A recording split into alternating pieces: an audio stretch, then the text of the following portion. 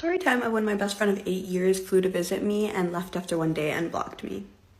This story is wild, but we're gonna have to back up a little bit. So me and this girl were virtual friends for the past 8 years. We FaceTimed almost every day, talked about everything, our secrets, our life, literally everything. We had never met in person.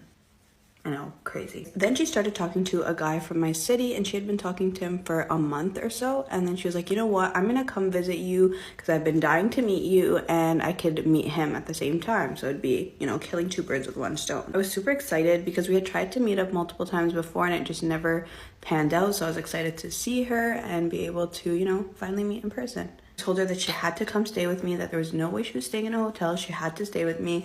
And she made it clear, she's like, I'm coming for you, not for him, but I'm gonna obviously spend some time with him, but I really mainly want to come for you. And I said, girl, don't worry about it. We can share you, no problem. A few days before she came, I went through something super difficult in my personal life and I was at a very bad place, and I was talking to her about it because she's my friend. She asked me, she's like, do you want me to stay in a hotel if too much is going on? And I was like, no way. Especially in our culture, we're both Arab, it's super disrespectful if somebody comes to your city and stays in a hotel. They have to stay with you. And I saw her as a close friend. I wanted her to be around, and my house is her house. She's a close friend to me. She also had mentioned prior that she checked the hotel prices and they were so expensive. So obviously I was never gonna let her stay at a hotel. So a day or two later she came, and I couldn't pick her up from the airport because I had a mandatory lab that I had to go to, but the guy she was talking to picked her up. So I told her that I could meet her right after class, but she said she wanted to spend the day with the guy and that she would meet up with me later. So she came, met up with me later in the evening around 8:30, 9 p.m. and she'd been here all day, which is fine. I wanted her to spend time with the guy, see if they hit it off. We went for dinner, and by that point I was getting really exhausted because I'd been up since 6 a.m. at school, so I was so tired.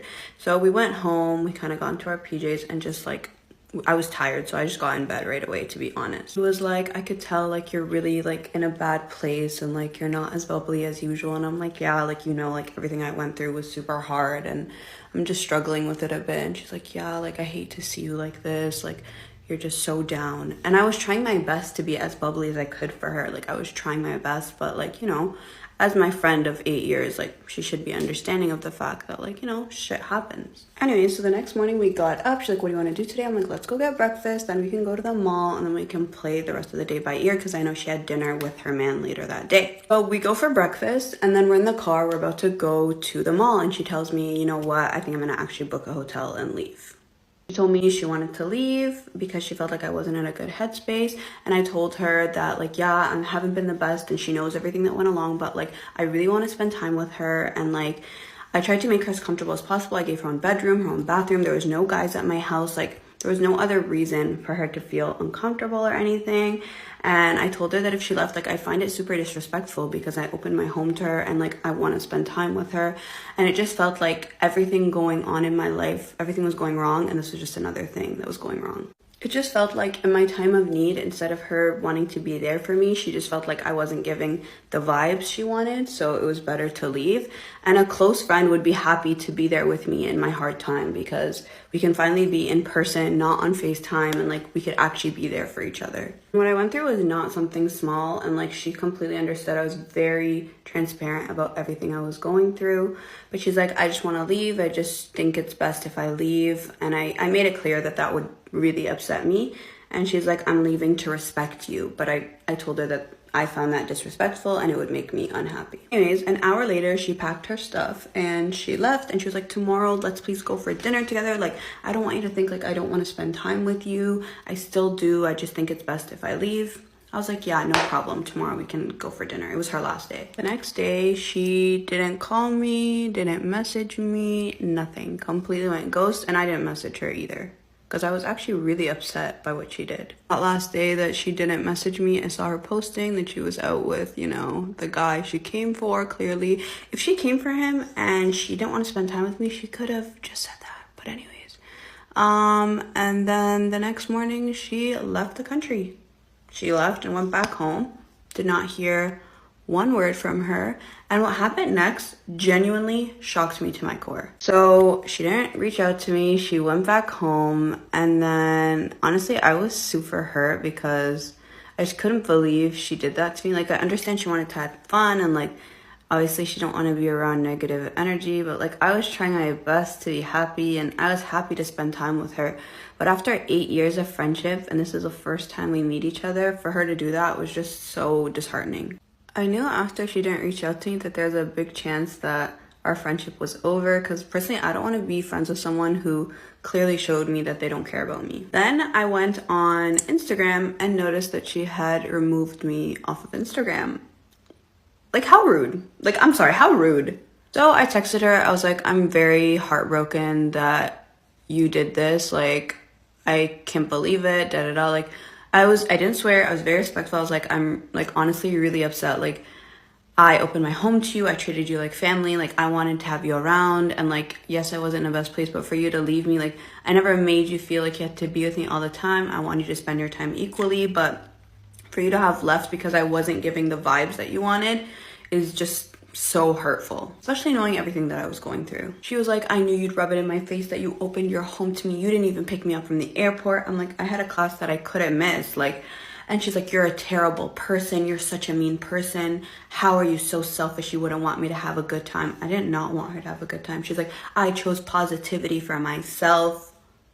Like, you chose, no problem. I told you go out with the guy, have fun, enjoy, but I just wanted you with me, like, and for us to go out, and I wanted you to stay in my house. Like, for you to stay one night and then leave is just so disrespectful. Then you don't message me, you don't ask, because I was upset because I went through something super hard and I wasn't in the best mood. That's the way you treat me. So yeah, we're no longer friends, and that's the story. Tell me what you guys think in the comments. Like, I don't even know. My horror story as an au pair in Spain this summer. Okay, so for you that don't know what an au pair is, it's basically a live-in nanny, but abroad. So I did mine in Spain. Okay, my light just died. But basically, I had been searching for months, and I finally came across this perfect family. There were 2 daughters. One was 9 and one was 8. Basically, I had a phone call with them, and they were perfect, so we ended up signing the contract. So I started at the beginning of June.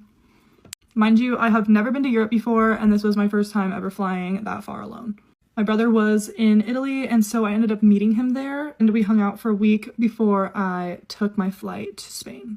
I landed in Spain, and I took the bus to their town, and the dad ended up picking me up, and he was super nice. He was very welcoming, gave me a hug, and while we were walking to the house, because this is a town where, like, everything is walkable, you don't really take cars.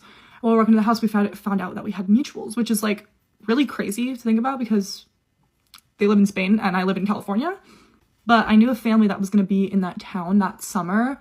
I just randomly, like, figured it out, and it was the same family, and so it was just, like, really weird how that all played out. Then the dad walked me to the school to pick up the girls, and I ended up meeting them, and they were both really shy at first, but they were honestly just, like, super adorable, and I was so excited to be in Spain with them.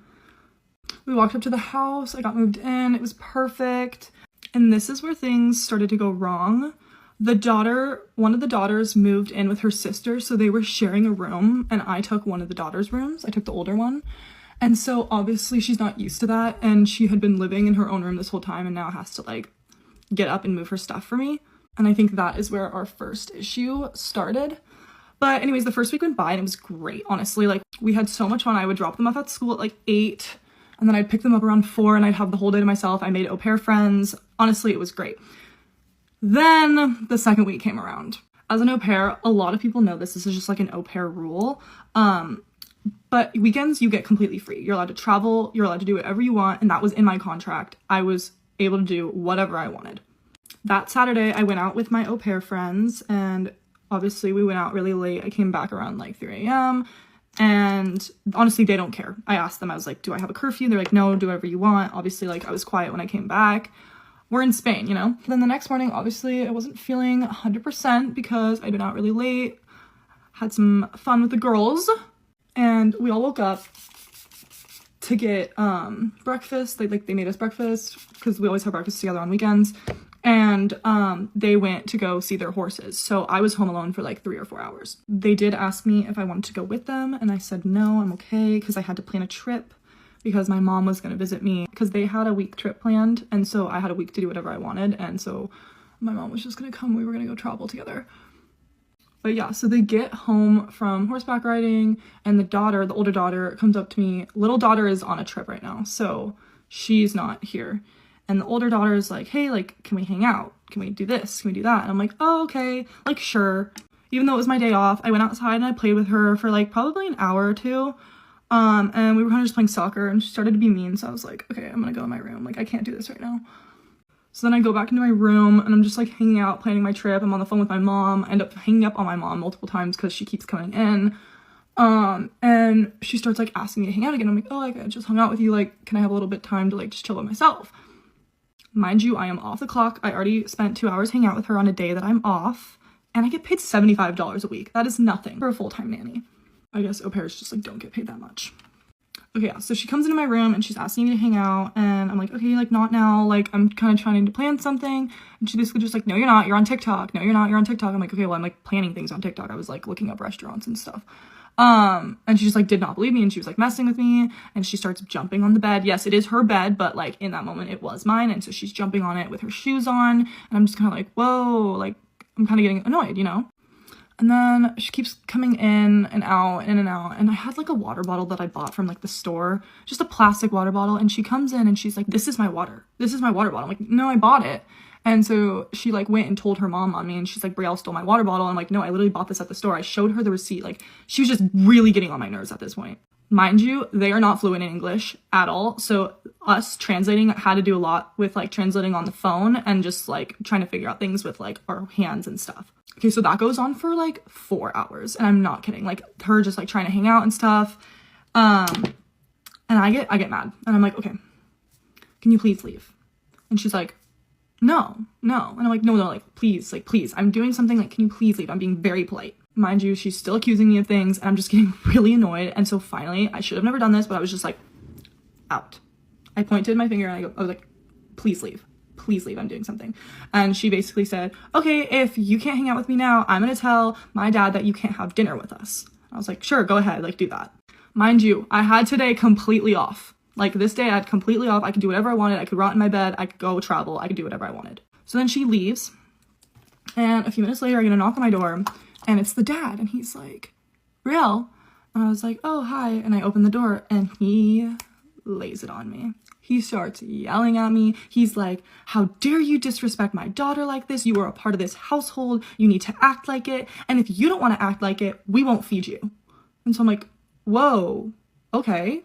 And I'm not dramatizing anything. Like, this was a full ass, like, he was yelling at me.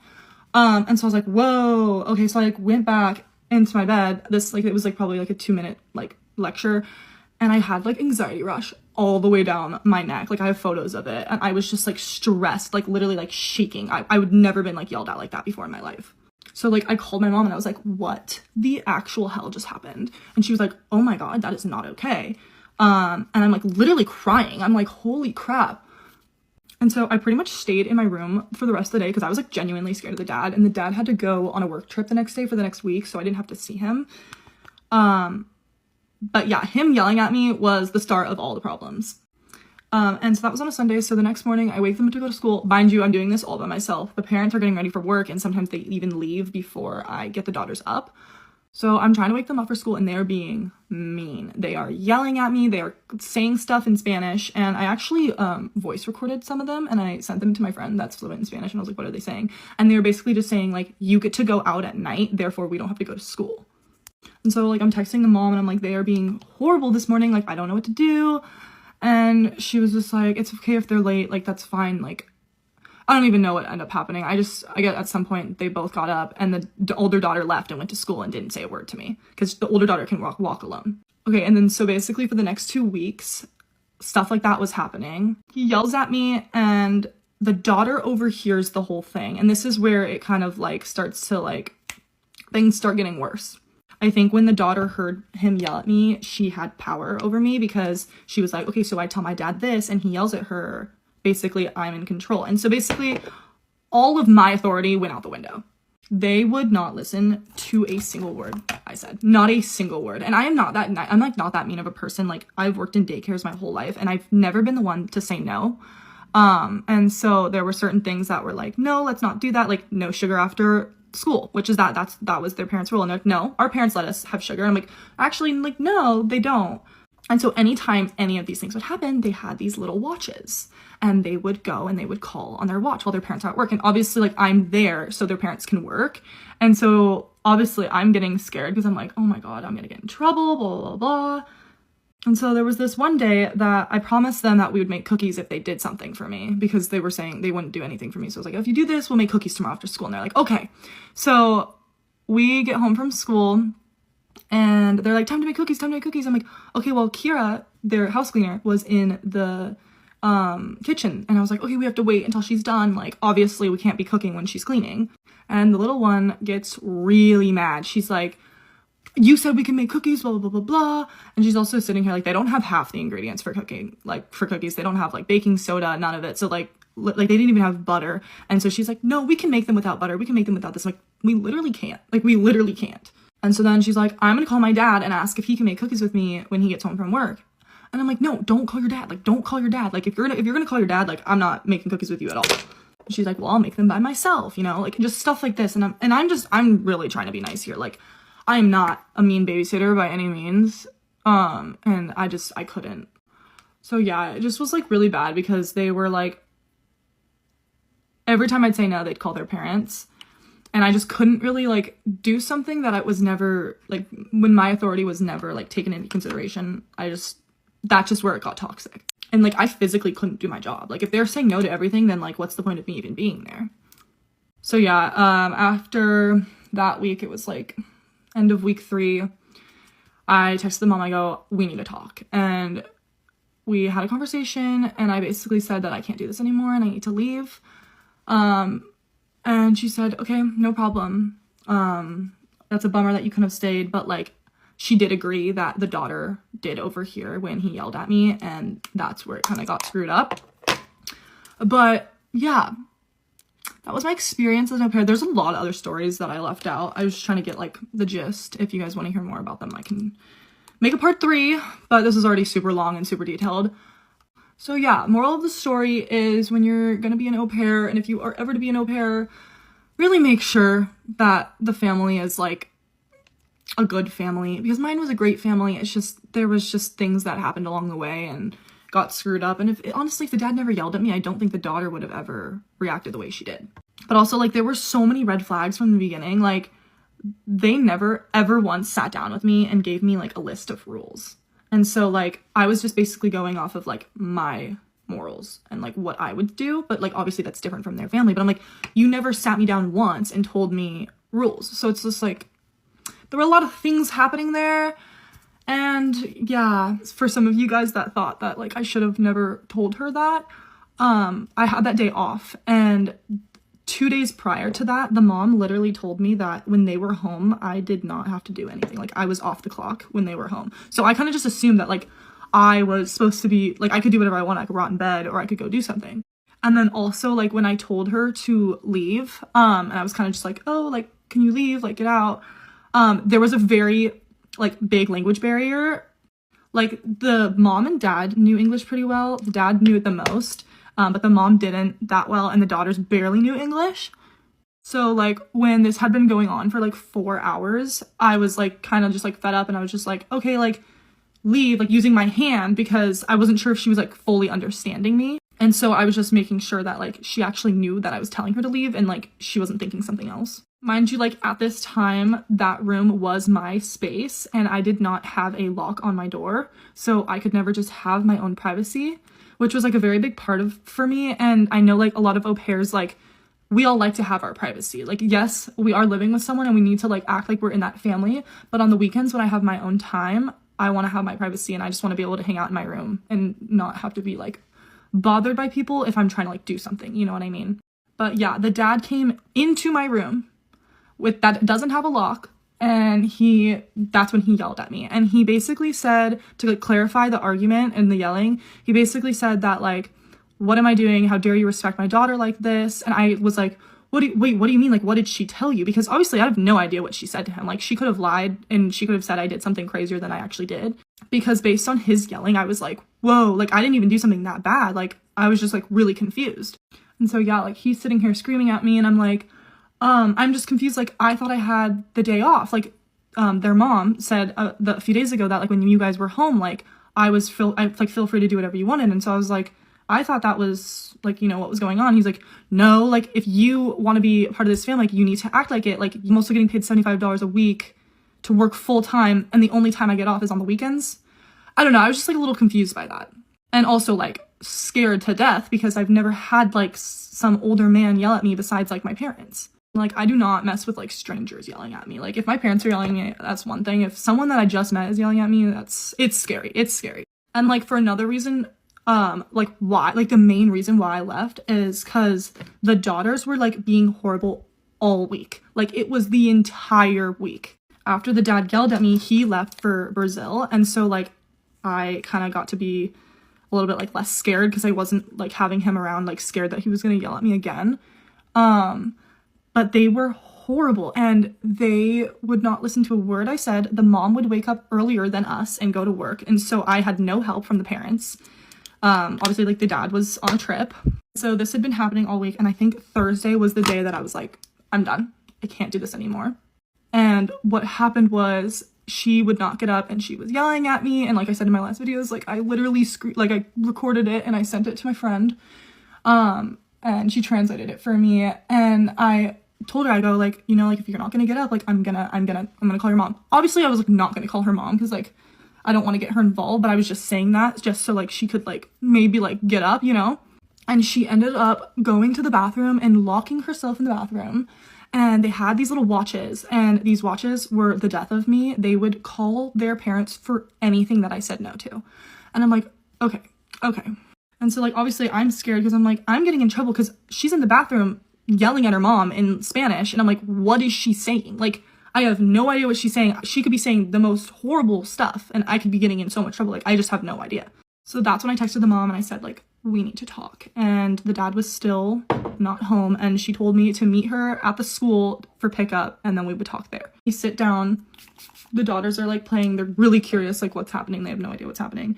And I sit down and I just get emotional. And I'm like, I really wanted to make this work. Like I traveled all the way here and I don't want to just leave and give up on something. That's not the type of person I am. Like I'm not the type of person just to like give up on something. And I really, really tried to make it work the whole week. Like I did not think that I would ever leave because I'm just not that, I'm not a quitter, you know? And so like I've also had like amazing experiences with other girls around their age. I worked at a daycare like for a really long time. And so I had lots of experience with kids. And the mom was very nice and very understanding and was just kind of like, okay, like, I don't really know what to do in this situation because, like, obviously your flight isn't changeable. And that's where I was like, oh, no, my flight's fully changeable. And she was like, oh, it is. And then I was like, yeah. And so, like, I obviously, like, I know you guys needed someone till end of July. Mind you, it's, like, end of June. So they still needed someone for a full another month. And she kind of was just like, you know what? I'm gonna let you do whatever you want. It's your life. If you obviously feel uncomfortable here, like you can leave. Obviously, like I'm sad that it didn't work out. And so I was like, I have to leave. Like, I'm sorry, I can't stay here. And so then that weekend they leave for a family trip. And so I have the house all to myself. And this is where it gets good, guys. The whole family comes back from their trip and I leave that Monday. So they come back on a Sunday. I leave the next morning. And they're telling me, like, they're like, oh, what time, like, does your flight leave? And I was like, I just need to be at the bus station by 10. And the bus station's probably, like, a 5-minute walk from their house. And so they're like, okay, that's okay. They're trying to figure out what they should do because, obviously, like, I couldn't lock the house when I leave because it's just a key. And so, like, we'll figure it out. And then they basically kind of came to the conclusion that, like, they were just going to leave the doors unlocked because they leave so much earlier for work than my, like, time that I had to be at the bus station. And so it's 7 o'clock. I wake up because they're all going to school and I like go out to the kitchen and I'm just kind of like waiting around for them to leave because it's just really awkward at this point. The mom had already left for work and it was just the dad and the kids and I wasn't really doing anything to help the kids because like they knew that like my job was over. They weren't paying me for this week. And it gets to 7:45, which is the time that they have to leave for school. I am nowhere near packed. Like nowhere near packed because I'm assuming that they're leaving at 7:45 to go to school. And then once they leave, I'm going to pack, like make myself some food, you know, like shower, like get ready to go travel, you know, how many hours. And the dad comes into my room and he goes, hey, I'm taking the girls to school. Like, let's go. And I go, wait, what? You said I could leave at 10. And he's like, no, I changed my mind now that the mom's not here. He's like, no, I changed my mind. Like, you need to leave now. And so I got kicked out. I had 2 minutes 2 minutes to get ready and get all my stuff together. I probably left stuff at their house, and I was just like, whoa. So I waited at the bus station for like 3 hours, literally, when I could have like had no breakfast. I had nothing. Like I was just like, whoa, I just got like kicked out. Basically they were like, she's not part of this family anymore, like we're not paying her, like get the hell out. And I was just like, okay, whatever. Wow, that was crazy. Like I had to walk down with my suitcase while he was dropping them off at school, and I was just like, okay. But yeah, there's no like crazy ending to this story. I know a lot of you guys were like mad that there was no like big like ending. Who wants to hear the story about the guy that I was seeing who was also seeing his sister? I meet this guy on Hinge, okay? He's gorgeous. Like, he looks just like Leo from Tell Me Lies, okay? Gorgeous. So he drives 2 hours to take me on our first date, and we had been talking for a couple weeks at this point, and this is right before or right after my divorce. So like, I would never do this now. I would never do this now. But I was like, okay, like, why don't you just like stay the night after our date? Girl, be so real. Do you think that's a good idea? No. I'll call him Tony. That's not his name. I was like, I opened my door, I said, Tony, and he looks up and starts skipping stairs to get to me. And he gives me a big hug, and he has flowers. He was like, I'm so excited to like actually see you. And I was like, me too. I was like, I'm finishing getting ready, like come in, whatever. He takes me to dinner. He has a really nice car. He takes me to a very nice restaurant. I'm like, okay, this guy has his life together. He had gotten out of the military. I won't say which branch. And he was getting his master's. So I was like, his life is like put together. I'm obsessed. And the conversation is so good. And he's so interested about my interests, which is like not typical. A lot of people just don't want to talk about neuroplasticity and how cool it is. That's like one of my biggest interests. He was clocked in. He was ready, okay? He was applying for the job to be my boyfriend. And he's telling me about him, and he grew up on a farm in a southern state, and he was homeschooled. But like, not the type of homeschool where you're with other kids, the type of homeschool that it's just you and your siblings, okay?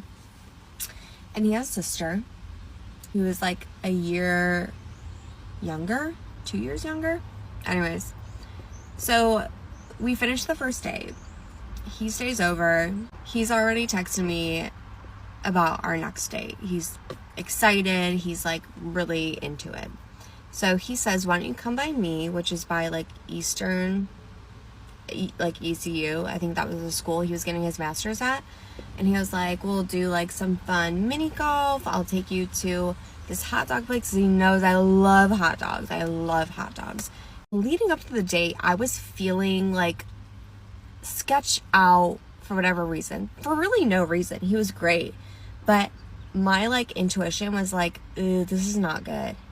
But my heart was like, what are you talking about? Like, shut up. Ugh.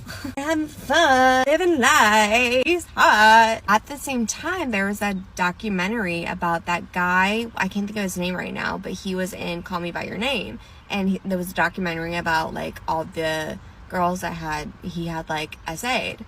And like, for whatever reason, I was getting the same vibe. And I was also getting the same vibe of like, maybe he was going to eat me at some point. And I can't explain why. He never like gave me any reason to believe that he was going to eat me. But I started to really hone in on the fact that he was going to like hurt me somehow. So we go on the date. Date is so fun. But then at dinner, after mini golf, he was like, you know what? You look just like my cousin. And I was like, oh my gosh. Huh. And he was like, I mean, she's hot. I'm like, oh. Okay. He showed me a picture. I look identical. And then he's telling me how hot I am the rest of the night. And I'm thinking, oh, this guy wants to fuck his cousin. This is what this is. He wants to fuck his cousin. So we go back. He gets a hotel because he has a roommate because he's in school. He brings out things that I don't want. Wait, who are you doing that with? Because it ain't me. Like, dangerous things. Like for the bedroom? I was like, this isn't like, no. We started having like pillow talk, okay? We're getting really deep into conversation. And he reveals to me that when he was in like 3rd grade, him and his sister got really curious. I'm gonna throw up. Girl. And I was like, huh? What do you mean by that? What do you mean by that? What do you mean by that? And he like really gets into detail of what they did from 3rd grade to a couple of years ago. They were having a full-blown relationship. In that just in just that one way. Okay? I really hope y'all are picking up what I'm putting down, okay? Him and his sister had relations for years. And I'm fawning at this point because I'm like, I'm actually in danger. This is not good. I've been drinking. I can't drive home 2 hours. And so I become a therapist. I'm like, oh my gosh, like that probably really affected you, you know, throughout your whole childhood. Like, do you think that's like brought into your adult like your life? Like, I'm trying to be a therapist, you know, and try to make him feel comfortable to just like keep talking. But I'm like, I really don't want to hear it, but what am I going to do? I got nowhere to go. So he tells me everything until we fall asleep. I'm driving home. He's calling me and he's just like, I had so much fun. Like, I love getting to know you. And I'm like, oh, yeah, me too. So much fun. So much fun. But I was like, you know what? It feels like you don't really have a relationship with God. So like, I need that. And he was like, well, I also need someone that I can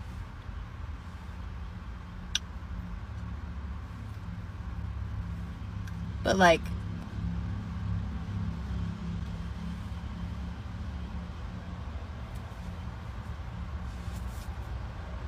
I said, yeah, and he's like, yeah, you just didn't seem into like all the things that I was into. Yeah, because I'm not. Because most people aren't. I'm not gonna yuck anyone's yum, but like yuck. Yucky. Yeah. No. Just because they look like Leo does not mean you should date them. No. Ugh. I'm so, like, honestly, this is embarrassing for me to tell. I've waited 2 years to tell this story. Because every time I try to, I'm like, oh, this looks bad for me. Like, ugh. Well, let me know if you have any questions. Okay, guys, like, I have the craziest friendship experience story time that I just, like, have been holding for years, and it just came to my attention that this is, like, happening to more people from these people. So now I'm just like, okay, it's my time. I'm obviously not going to say names or anything. I'm just going to call them Thing 1, Thing 2. They're twin sisters. That's pretty much all you need to know to put the pieces together here. But, like, have you guys been friends with, like, people that just, like, lie about, like, anything and everything? Well, yeah, like, now take that, times it by 1,000,000. Like, think, like, pretends they have cancer level. Yeah. And, like, I'm not going to talk about, like, other people's experiences necessarily, but, like, let's just say, like, they've done things like this before. And there's so many red flags, and honestly, I feel like so stupid because I was just trying to see the good in them. Like, they seemed like super nice people when I met them, and I just should have known. Like, anyways, so start off with them like lying about like random stuff. Like, they graduated early, they went to like McGill, and their mom is like the head of cancer care, and this and that, like all these things that are easy enough to fact check and like see that that is not true, obviously. But this is where it really happened and became like personal and actually affected me emotionally. So we booked a trip to Calgary Stampede. We'd only been friends for probably like 2 or 3 months at this point. But we're like, like they're down for things, I'm down for things, like let's book this trip. And there's 5 of us going, so it's me, my friend, them 2, and their friend. And like the hard part about it is because like unless you experienced it personally, like you will never understand this truly. But now that I know other people have experienced it like firsthand, it like makes me feel like I can actually share this and not feel like crazy. So pretty much the very first night that we get to Stampede, one of them is in the room with us, one of them is in a different room getting ready, and the one in the room with us just starts crying and saying how she like pretty much is gonna die, and she has lung cancer and is on a lung transplant list, and that she's been in and out of the hospital for the last like month or something without us knowing. And like, first of all, these girls are the biggest attention seekers ever. If there was actually something happening where they had to go to the hospital, they would be telling everybody and anybody about it. So I already know this isn't true. Plus, if you're on a lung transplant list, you are not at Calgary Stampede drinking and partying. Never mind like smoking or like anything like that. So anyways, I'm not believing it. My friend's not believing it. We're kind of like laughing about it because, like, not to be mean or anything, but we're just like, we don't believe you. A little background where how this makes this personal to me. This summer, my grandpa had actually been dying of cancer the entire summer and passed away actually a month after this happened. But yeah, I was watching him die all summer. So like talking about cancer and like making like a lie about it is just something that's so wrong in so many ways, but it was just especially personal to me. And my other grandpa died when I was younger from lung cancer, and we found out he had lung cancer because he collapsed. And so I kind of bring this up. I'm like, girl, like, you don't have lung cancer. You're definitely not on a lung transplant list, because like if you actually did, you wouldn't be here, and like you wouldn't be able to party, because like my grandpa collapsed when he had lung cancer because he couldn't breathe, this and that. So keep in mind that I did share this story with them. So I couldn't be around them anymore, so I let like thing 1 go out alone, and thing 2 stayed with us. And me and my friend were kind of like talking to her like, girl, like, is this for real? Because like there's always 2 of them together. We rarely have one of them separate. And she's kind of like telling us like, yeah, she like kind of lies a lot, and like she is like kind of a problem, and she like hurts a lot of our friendship. And so her own sister is telling us like, this girl does lie, like, and I just get dragged into it. And then later that night, we get a call from the friend that went with thing 1, and it was like, guys, you have to come to the staircase right now. There's like an emergency. We run into the staircase, and there is thing 1 laid out, passed out in the stairwell, pretending that she's unconscious. And I asked the friend, like, how much did she have to drink? Because like that was like where my mind went first, was like, oh, maybe she drank too much, and this is like whatever. But she's like, she didn't really drink much. So I'm like, okay, like maybe she got roofied or something. So regardless, I was like, we're gonna call 911, okay? So I'm like, boop, boop, okay, I'm calling. And then she like magically awakens, and it's like, oh, I'm alive. Super dramatic, may I add. And she's like, my lung, like, I need my medicine. And her sister goes and grabs the bronchitis puffer that they had from when they had bronchitis like a week earlier, that they were still both having, like they were both coughing like weird, which they were trying to play it off as like the lung cancer, but it was because they have bronchitis. Anyways, so then I like put all of the pieces together, and I was like, oh my god, she's trying to pretend like to pass out to try and make this more believable, that like, because this is what happened to my grandpa when he found out he had lung cancer. And that's when I was like, these people are evil. Okay, well, safe to say I was not friends with them after that experience, and they kind of apologized after for other things, but not for that specific thing. But yeah, the rest of Stampede was horrible. It was just not good. To this day, it was like the biggest waste of my money and time that I've ever had in my life. But whatever. So I got back home and I wrote out this entire notes thing, which I'm sure I could probably find somewhere still. It had all the receipts of like everything, all their lies, everything they've ever said, like everything. And at the end, because I was like, okay, I honestly think that someone should just tell them these things, because if I was this psychotic and delusional, I would want someone to just tell me. And at the very end, I said, if I hear anything about me come out of your mouths, I will make sure this is like spread around. Like, people will hear about this. And the only reason I said that is because every close friend they've ever had in the past, they have spread the craziest, weirdest, like, actually horrible lies about, like, very controversial, which I'm not going to get into. And like that, I respect those people a lot because they really went through it. And obviously all that part of it was taken out if I were to share it with anybody. But whatever, I sent it to them, never heard anything back again. Honestly, never really saw them again. A week later, I hear, oh, actually, we stopped being friends with her because she just got super jealous of us at Stampede because we're getting all the male attention over her. And I just, like, couldn't help but laugh, because I was like, you couldn't have thought of anything else, like, anything, like, maybe believable. So after that, I was like, you know what? Screw it. And I, like, made a private story with a bunch of, like, my close girlfriends, and I was like, here you go, guys. Eat this up. And honestly, it was, like, a PSA to, like, my close friends. Like, do not fall for this trap of a friendship, because it's not worth it. Well, last weekend, it's been, like, years, and I'm, like, completely over it now. But these two people came up and they're like, hey, so you're friends with the twins, right? And I was like, I haven't heard this in forever. But I was like, yeah, actually, I was. They're like, well, you wouldn't believe what happened to us. And I was like, baby girl, let me believe you. Whatever you say, I already believe you. And almost word for word, what they did to me, they did to them, including, like, pretending cancer. Like, I don't think they had it this time, but, like, their mom did or something. Just bizarre. Like, crazy. I cheated on my husband with his brother, and I have no regrets. Story time. Me and my husband were high school sweethearts. We got married when we were 20, and then we had our daughter when we were 26. And then we welcomed our son a few months later. I was working a really, really successful job, and we were living the life we'd always dreamed of in high school. My husband would shower me with flowers, gifts, he'd treat our kids like absolute royalty. But then over time he started to get, oh, that's not good. But over time he started to get more and more distant with us. I'd catch him on his phone secretly. And this really began to break down my trust. And that was when I discovered that he was having an affair. We did talk about this, and he said that he didn't feel fulfilled in the relationship anymore and that I'd become really, really distant. But this was just because I was working so hard to provide for the family since he didn't have a job. And I'm not gonna lie, I really wanted to leave the marriage at this point, but I decided to stay for the sake of our kids. We decided that it might be good to try out couples counselling. And I'm not going to lie, for the first few months, it really, really worked, and we were back to our usual happy selves. Again, the cycle continued, he got really distant, and when I confronted him about it, he confessed to having more affairs and spending nights at other women's houses. He had even had other women in our home, in our bed. What is that about? I moved him into the guest bedroom because I'm not going to lie, I couldn't even bear to look at this man at this point. Throughout all of this, my husband's brother Steve became my main support network. Steve was there for us all of the time.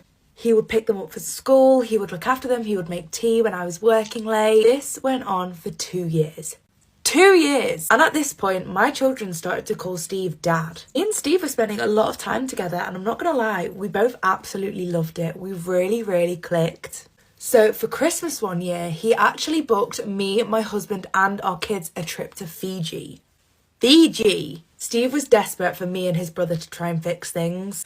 However, when my husband found out, he told us to F off. Like, babe, it's Fiji, let's just go for the free holiday. He then just outright refused to go. In the comments, is anyone else turning down a free trip to Fiji? Because I know I'm not. He then had a screaming argument about it. He was saying how he's not going away with our little brats. He called our kids brats. He said that his kids weren't his anymore and they were mistakes anyway. And I'm not gonna lie, this one really upset me and kind of threw me off a little bit. So I thought about it for a little while and realised that this trip was gonna happen, but I didn't want to go on my own with 2 kids. So naturally, I asked Steve. So this is now up to date. We went on holiday a week ago. Me, Steve, and all of the kids had an absolute blast. One of the best holidays I have ever been on. And my kids had such an incredible time with Steve. It makes me so happy knowing that they're gonna grow up with a father figure like him. So on this trip, we obviously, you know, got it on. And I'm not gonna lie, I chose the wrong brother and the universe showed me the way to the right brother. But anyway, we got back this morning and I find my husband sat on the sofa.